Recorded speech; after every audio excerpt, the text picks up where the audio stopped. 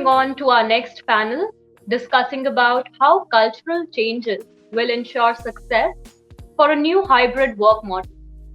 We have amongst us Yuvraj Srivastava, Group CHRO Make My Trip, Emmanuel David, Director, Tata Management Training Center, Nishant Madhukar, Group Head HR, Ferns and Petal, Manvi Sushil, Director HR, Avery Dennison, South Asia LGM, with the session chair, Sudhir Mishra, Founder, Trust Legal.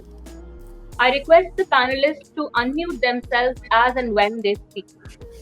Over to you, Sudhir. Good afternoon. Many of you, I think I have already met Yuvraj in earlier conference, and that was we were together in Dwarka. And Nishant I had a privilege of seeing him in one of the jury. That too, I think a year back or something.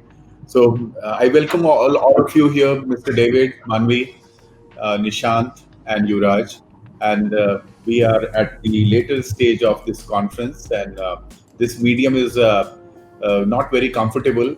I'm a lawyer who practices before the virtual courts, and it has not been a great experience so far. Not even once I was in my element the way we are before the judges, and turning out to be very difficult. And especially the fact that we are supposed to be relaxed, and in the courts we are always very upright, uptight, and here we have to be very relaxed. So it's not easy, but I will like to know, and I have seen Yuvraj speak earlier. I haven't met my other co-panelists till now. And as a lawyer, I interact on a daily basis with HR heads of all the big companies, the small companies, hybrid companies, international corporations. And I know that you are perhaps doing, I think it's a new time. You are the night watchman for this entire situation. You have taken it head on. From March, your life has changed, and you have been the real catalyst and real captain of the ship. And the way each company is sailing, I think HR has a very important role to play. And whether you call a new model, hybrid model, new cultural shift, as a law firm, which is one of the top 20 law firm in the country, I can say that a few of the beliefs which have been reaffirmed into me was that there is no substitute to personal connect. There is no substitute to meeting face to face. But at the same time, I have started believing in work from home. I have never believed in them. I think even an internship, if somebody used to offer, I was very skeptical about it. But now there are few lawyers in my firm who have got, I think, increase in their salary even when they're working from home, and they have done very well there. So a lot of changes is going through in our mind. A lot of changes are happening around us.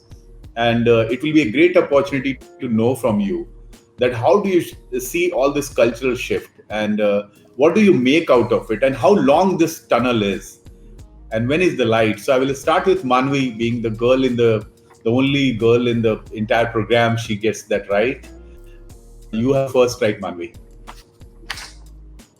Sure. It's a very interesting pick, Sudhir, since HR is also the champion for D&I in every organization.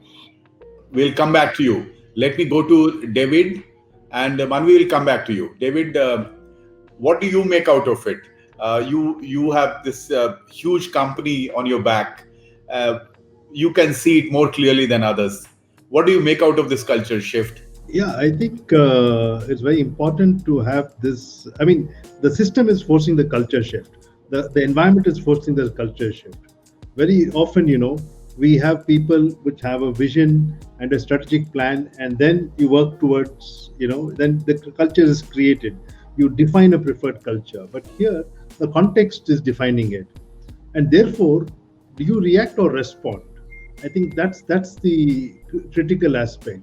So those who are not able to kind of cope with things react, and the reactions we have seen have been quite a spectrum. But at the same time, we've had several who have been able to respond, and very recently, I mean, look at some of the responses which have happened. I mean, I salute some of the companies who set up fantastic hospitals in record time. There's been ventilator manufacture in the first few weeks. right? The whole aspect around some companies have changed to giving out masks as such, preparing masks, and several such things where physical safety was very, very important. But there is some agility in the workforce. There's an agility in the leadership which brought about it. If that was not in the DNA, then it takes a little while. And many people have actually been able to do well because of that agility. Of course, there are learners, and people have learned, and they have been able to also catch up. And now, I mean, when we looked at March, we thought it's going to be about 6 to 8 weeks. And even when we sat, stood in June, we never ever thought that, it's going to go beyond January. Now, I don't see a horizon till March or so, till we have a vaccine with almost several hundreds, millions of cases, almost 6 million cases in India.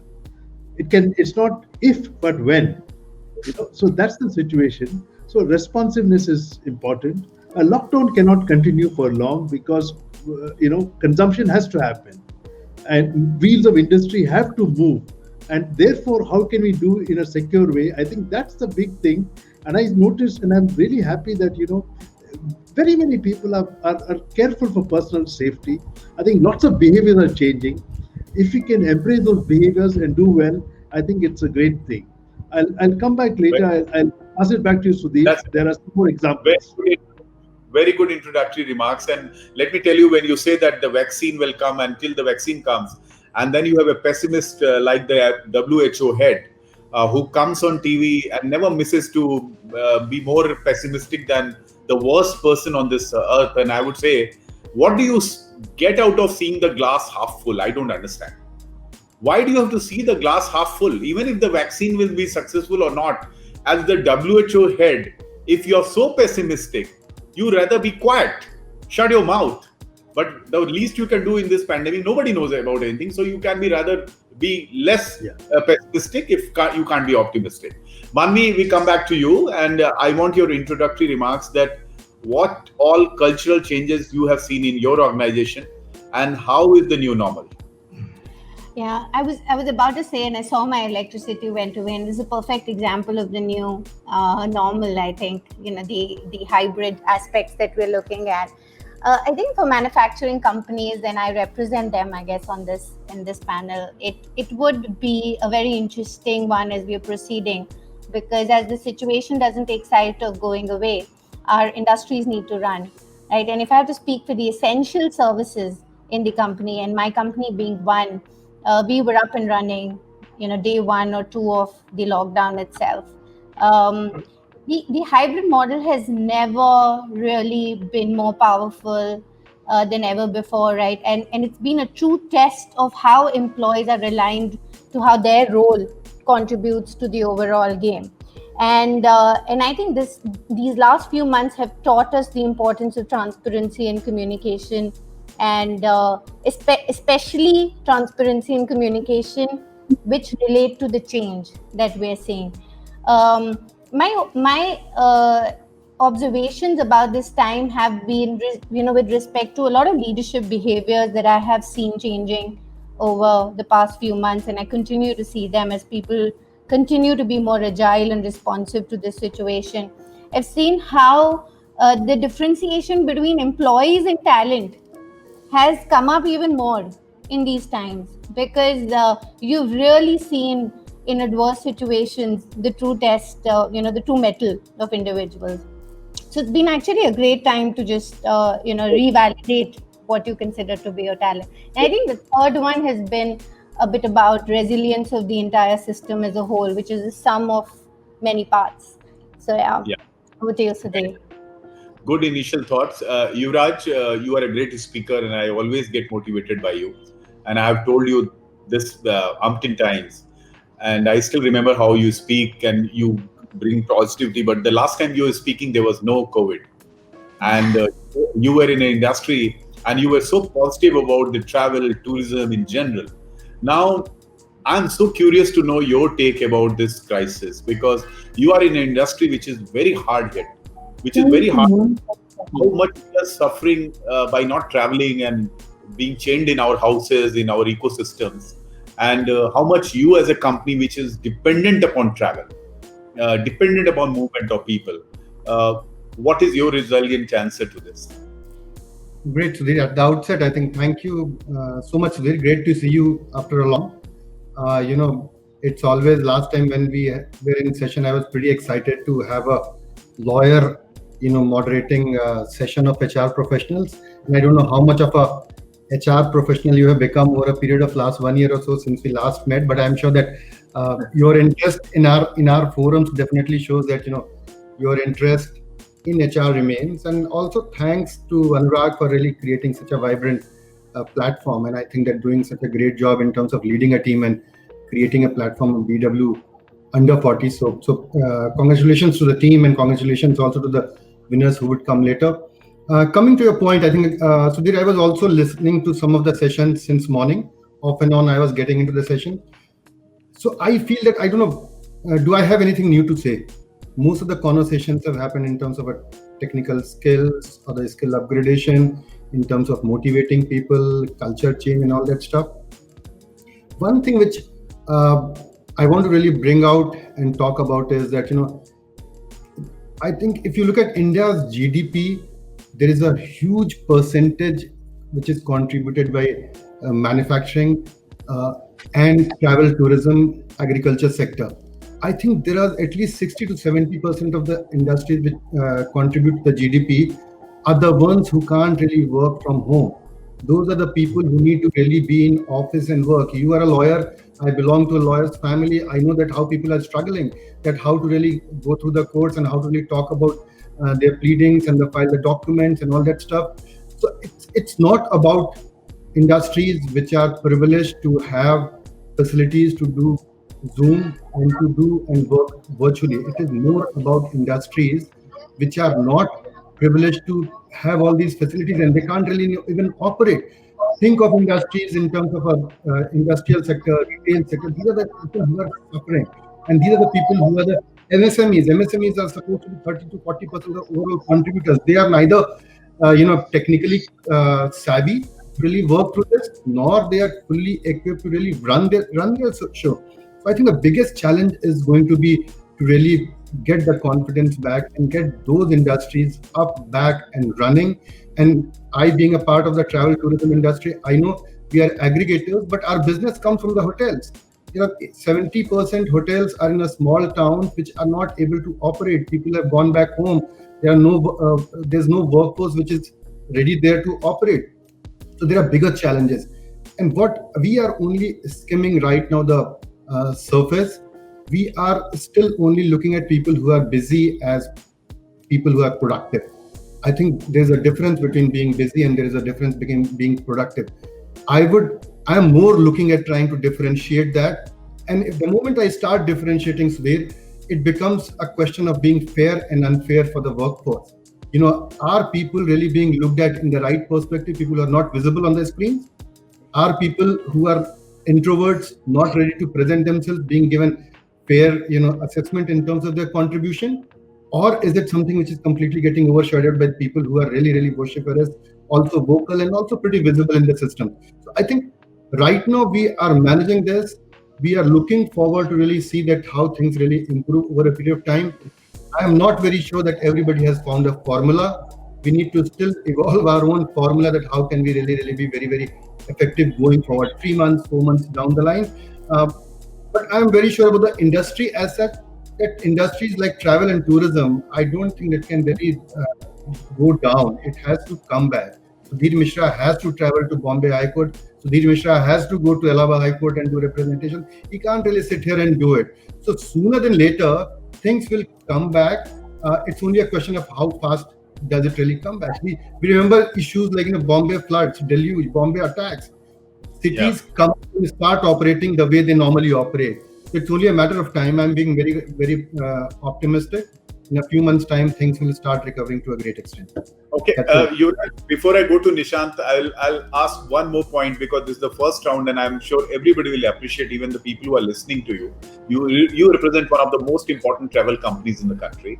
What is stopping the world from having a test at the airport? This international travel. Suppose I want to go to London, I have an arbitration there, and they have to keep me for 14 days quarantine there.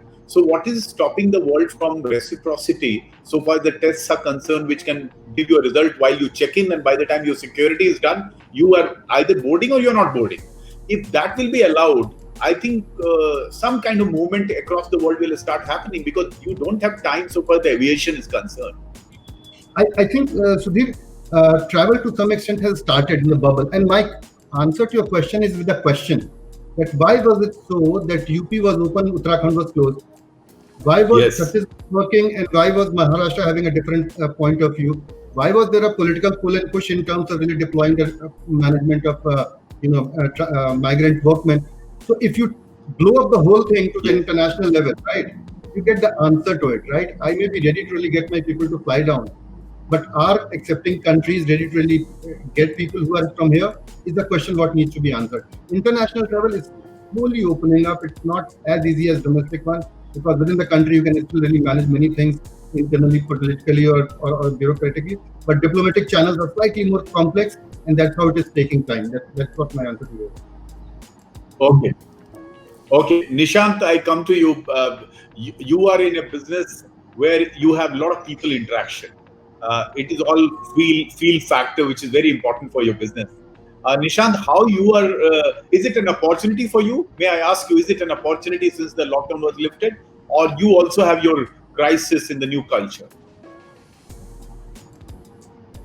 So, first of all, I'll begin with thanking Business World for inviting me to contribute to an already enlightened panel, already sharing the panel with speakers who have spoken a lot in this regard in the past, as it is. Coming to your question, Sudhir, first couple of months were difficult, especially when the lockdown was on. Deliveries were impacted, movements were impacted. Once the lockdown, in a staggered manner, was slowly we picked up, and then we saw immense opportunity. In fact, the couple of months during lockdown gave us gave us opportunity to think creatively, to innovate and come up with never tried before ideas, and we kept on working on those. And immediately when we saw that the lockdown was we were quick enough to bank on those opportunities, and especially in the month of later half of June, entire of July, August. In fact, the business was significantly higher than the previous year. So that is definitely, I would say that the overall change has been a refreshing one. Yes, we've had to make a lot of adjustments in the way we've been capitalizing on our internal talent pool. We've been thinking differently. So overall, yes, there has a lot of work was required to be done, but eventually it paid off. Last couple of months, we are finding it paying it off better than we could have imagined. Yes, it was certainly an opportunity for us. Great. David, I would like to come back to you, and your initial thoughts were very broad. I would like for us to know a few of the suggestions which you will tell from Tata's perspective. How Tata as a group responds to something like this once in a century kind of phenomena, and what are the Tata lessons for all of us? I think as visible to everyone, Yes. First and foremost, it's about 153 years of history in India, and we had seen the last pandemic 100 years ago, and there's a lot of documented work as to what happened in different cities in India in the last pandemic, in the plague in 1920 as such. Coming back, some of the initial actions. First and foremost, our chairman had gone live and told everyone, even before the lockdown was announced, I remember as early as February, third week, Mr. Chandrasekhar sent a communication to all employees to be safe. He had narrated how he had met with different people who are working, and he said, this is something which is serious, you all need to be careful, and he alerted everyone. That was the first thing. So second aspect was about a lot of communication to people, so that we went on record to say that, we will take care of employees. So that whole aspect of psychological safety came about. Then, as you know, that as a business group, we were the first to also communicate our support to the government in terms of grants, both from the Tatas and the Tata Trust, which was substantive and still the highest. Having said that, work was started in a strategic thinking in terms of the testing kits, which are now come out. That started very early in the month of April itself, and those are low-cost testing kits are now available. We looked at various forms of manufacture. Our project companies were all on alert. If you can see, Tata Projects has set up several hospitals, including at Kasargod in Orissa and different places. People have responded in a speedy manner. That is one aspect in terms of the infrastructure side of it. But in terms of people and culture, communication has been an important forte, and a lot of protocols were put in place for safety. We felt safety is essential, and if you give that aspect of safety to all employees, then there is a performance possibility. Having said that, for example, I represent Tata Management Training Center. Till about 6 months ago, all people used to come to the Tata Management Training Center for training programs in a physical place. And we've not been able to, we knew we won't be able to do that. Now, all our programs are 100%, digital and virtual. Even as we speak, we have 2 programs happening, and in the last couple of months, my colleagues have really transformed. So there is that need for a change to adapt very quickly with agility. So those are some of the things, and this is the same story with different companies. Tata Chemicals itself went to a great extent to see that the chemicals available were disinfectants. So, so those are certain interesting things. And as we go forward, there are opportunities in terms of various, the spectrum of Tata companies to affect and support the economy as such. I think there are enough examples, but at different levels, right from safety, then to make a difference in testing and infrastructure. Yes, very well said, David. And I will also tell you with a sense of gratitude that even in Noida and in National Capital Region, Tatas were instrumental in setting up these COVID specialty hospital. And this is something which sets them apart from the large corporate houses which we have in this country. And that's why I asked for the Tata example in this time of crisis. Let me also tell you that in my 20 years of working with Tatas, I have been working very regularly with TCS and on variety of environmental issues. And this is a very personal thing I'll tell you, that in this time of crisis, when all the bills are getting delayed of everybody, I'm sure Yuvraj would be facing the same kind of problem. And this is the only company which was paying the bills as usual. As usual, whatever the timeline was there 2 years back, the same kind of timelines we were getting. So that was the oxygen we survived and is still surviving. Manvi, this particular crisis has got some silver bullets. And one of the silver bullets which I see in my office is that my women partners are able to really like this work from home kind of stuff, which they were not able to do it earlier. 2-3 of them are so happy. They actually do more drafting and more client counseling, and they also take care of their home. And it's an eye-opener for me, who was always having this freaky attitude that we all have to be together and in office and we all should go to court every day. So I'm finding it quite amazing that how women have really taken this as a, though it has increased their job, I believe. You will tell us and guide us what actually has happened. But is this a really going to be a thumbs up for them in their career, in their life? Yeah, so it's a very relevant question, and I must ask us to take a step back, right? There are some companies and models which were already embracing flexibility in the way they were working, even before COVID, right? And there were those which, like in your example, you said, where it was unthinkable, going to court and coming to office was almost like a norm, right? And the alternative was unimaginable. So there are both kinds of contexts that exist today, right? And the example that you gave is a perfect one, where it's a welcome change for both genders who are contributing in the home today. And I think it is giving them a seamless kind of a transition between home and work. And it's the perfect example of that integration that the HR world has been talking about for many years, right? However, there is the former category where flexibility was the way of doing things, and they found themselves a little bit more prepared to handle this situation. They already had flexible work arrangements. Their technology was well equipped to handle the crisis. The cultural aspects were also less nuanced for them, right?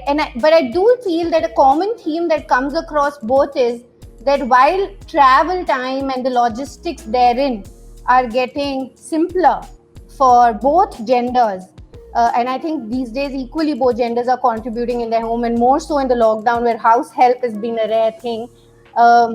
It's just essentially becoming, a very relevant question, right? When does your day start and when does your day end? And again, I'm going to point out to both genders. I think since we are saving time on one end with travel and the other logistical aspects, we are also using up that time and maybe more. My own calls start at in very crazy hours in the morning, and there is no end sometimes in sight. And I know the same for all of my colleagues, men and women both. I think what's really interesting is that most organizations have also become empathetic to this fact, and they're also allowing people to step away from work when needed. So it's no longer 9 to 6. It's around the clock. You take time off when you need it for your children or for your homes, and you come back when it's needed. So if you have a 7 a.m. call, you're on it, but equally at 2 p.m. you may be doing homeschooling for your children. So that's what I would have to say. So the very interesting trend. It'll be a little bit of a crystal gazing if I were to tell you how much is going to last. But fingers crossed in all of our interests.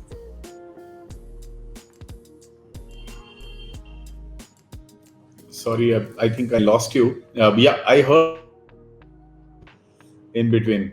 But yeah, thank you. Manvi, last part I missed, but I'm sure you were concluding, right, in this round. Yeah. You said something in the last. I was just saying it's going to be crystal gazing if we were to try and put a timeline to this trend. So it's everyone's guess. But fingers crossed for the best outcome. I'll tell you about my own experience of lockdown, because we have discussed enough HR. When I was told on 21st of March that I can't step out to Delhi, I stay in Noida and my office is in Defense Colony. And I was simply stoned. With this prospect that I have to help in the house and I have to work and all this.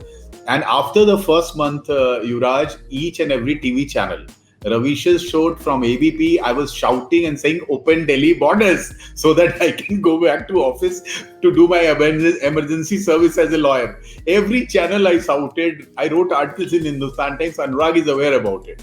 And I kept on doing, and finally we got a matter heard in Delhi High Court that we are essential services, allow us to travel whenever we want to travel.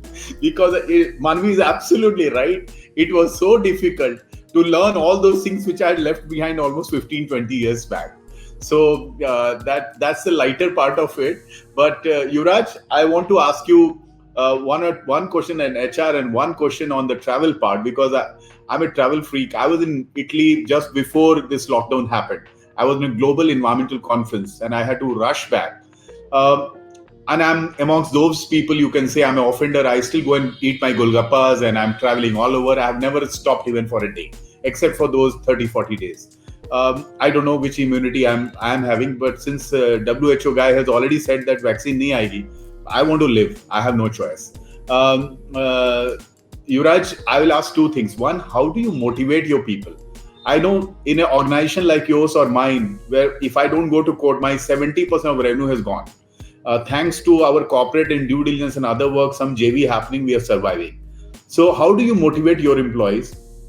I'm sure revenue is a different stuff. Motivation is a different stuff. And the second question is, which are the states next to me where I can travel, just go out of this place, and you recommend that? Yuvraj, you are mute. You're mute. You're mute. Huh? Yeah. So Sudhir, you stay in Noida. I also stay in Noida. You work in Delhi. I work in Gurgaon. So you can imagine my plight that I have to cross 3 states to reach my office, and I was trying to do it. You had trenches also in between. You had trenches. I had trenches also. Yes. Those trenches I have been encountering for last 8 years. Sometimes in Southex, sometimes in Rautula Marg, sometimes near airport. So I think they have never gone away. But anyway, I think in terms of motivating, Sudhir, what I realized is that motivation is a very intrinsic factor to an individual. It is very difficult to always motivate people, right? You can't really keep motivating people. You will lose esteem in yourself, what you do. You only can do some triggers in the organization which can really send right signals to people, or people who are, rightly wired. They will definitely get motivated to do things. And what brings in there? Motivation really comes in the corporate world, if I have to really say, is that if people are secured and informed what is happening, if they are aware what is happening and how organization is looking at them, I think they are motivated. Second, people are motivated if they keep getting connected with the people whom they really value. That again is a part, the way you can continue to motivate people. Third is clearly if you can keep doing some of the processes which are regular in terms of giving feedback to people and reassuring people. I think that all these 3 things we have been doing very well in our organization. 1.5 to 2 months back, Sudhir, we stopped doing any conversation which was more in terms of figuring out how the pandemic is panning out. How much is the business affected? We stopped doing all this conversation. We started only talking positives. Last 2 months, we started talking only that, November festive season, we will be fine. We said that October, we will recover 25 to 30% of our business at a right cost structure, because we have done some cost structuring. So our EBITDA will be better. We'll be breaking even earlier than what we would have done it in the earlier cost structure. So we started doing conversations which were more positively tuned, rather than still trying to figure out the solution to the pandemic and all that stuff. We also kept on talking about the value stories of the organization, wherein earlier also, financial meltdown happened, 9/11 happened, .com bust happened, and how as an organization we were resilient and we came out of it, and we came out of it far stronger than before. So positive stories, talking to people, ensuring that they are safe and secure is something which really helped in terms of asking people to come up. In fact, you will be surprised that when we said that we need to do a bit of cost rationalization and a compensation, and we said the front line will not be touched, and whatever percentages we were proposing, people came back, at least 30-40% people said, why only this much? Why can't it really be higher than that? Frontline guys came and said that, why are you keeping us away? Please include us as a part of the process, because we are also getting affected and we are also a cost. So I think how transparently you communicate with people, and it was overwhelming to see people, how people are coming back. Now we have already restored, July onwards, we restored compensation for people. Now we are also thinking of giving them a bit of bonus around Diwali. So we are saying that you keep harping on the wrong note, you will never be in position to motivate people. We show them the brighter side of future. There's an end of tunnel, there is a light. Travel has to come back. People can't really sit back. Now it's a question of one gap year. In an academic session also, I think that I did my graduation in 3.5 years. Perhaps it was slightly more than that. Doesn't really matter. I think that's how Allahabad University worked. So I also did one gap year, 1 year gap year. One gap year. And over a period of 3 years, you never realize कि वो 6 महीने कब roll up हो गए. So I think that one gap year which has gone off doesn't matter. We will compare ourselves with 2018 and mid-19, and that is how we'll come up. So I think that's how you keep motivating people. And second part on your travel, I think, Sudhir, let's plan. We are in Noida. Let's go to Himachal and let's go to Uttarakhand. Things are opening up. 3 days back there was a communication that people can really travel to these states. Rajasthan had been opened, but Rajasthan perhaps had some extra cases which has come up. So again, they are doing a bit of control. But there are many places people can visit. There are many good resorts, and people are focusing on staycations. There are office teams which are going and staying close by 1.5 to 2 kilometers, 100 kilometers distance. So there are travel which has already started. and we are clearly seeing people traveling by their own vehicle and going to the nearby places. There are very attractive rates which are being given by the hotels. The good part, or rather, lining is that chain hotels, organized hotels are doing better as compared to what your normal budget hotels would have done, because their infrastructure is different. They are in position to give better confidence to the customers and all that stuff. But things are opening up and people are traveling. In fact, in my office, many people have been traveling to Uttarakhand, Himachal, taking short breaks in Rajasthan. Even in South, some people are traveling from Bangalore. So travel is opening up. Maldives have opened up. Dubai has opened up. So there are places which are opening up. My clear gut is that November, mid-November, I think we will be far better in terms of travel numbers. We are already 30 to 40% business recovery has happened. At least flights have got deployed, those many flights. It's only a question of things improving slightly more. Bus travel needs to increase. Otherwise, rest of things are on the right track. We are saying that Q4 should be the time when we are better than what we had been. Wonderful. Thank you, Yuvraj. Thanks for asking that question, Sukhil. Yeah, it's important. I'm just saying thanks for asking that question. Very informative. Yuvraj, but just to ask you a final question on this, on a serious note, Uttarakhand has this COVID test requirement. Has that gone? If one is going to... I saw one notification which has come. I'll share it with you, Sudhir. I think there was some which had been done. There was an antigen. Okay. Nishant, taking advantage of you here, because let me tell you, I know your business is doing very well, because few of the people I wanted to send flowers, it was very easy to send it in July.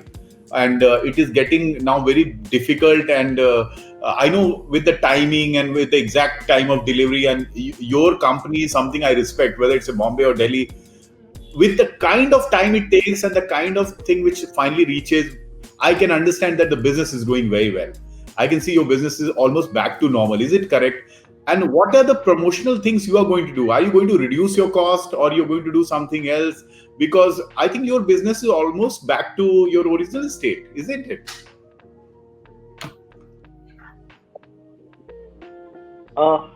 My instant answer is yes, of course, but I would still say that we are being watchful, because with the increasing trend of COVID cases, we are not into believing that the COVID times are over, or we are still apprehending the times that cities get impacted, store operations get impacted. All of these things will impact the business in a major way. So yes, we are still continuing on a very watchful mode. Very good. We are not taking things lightly, for sure.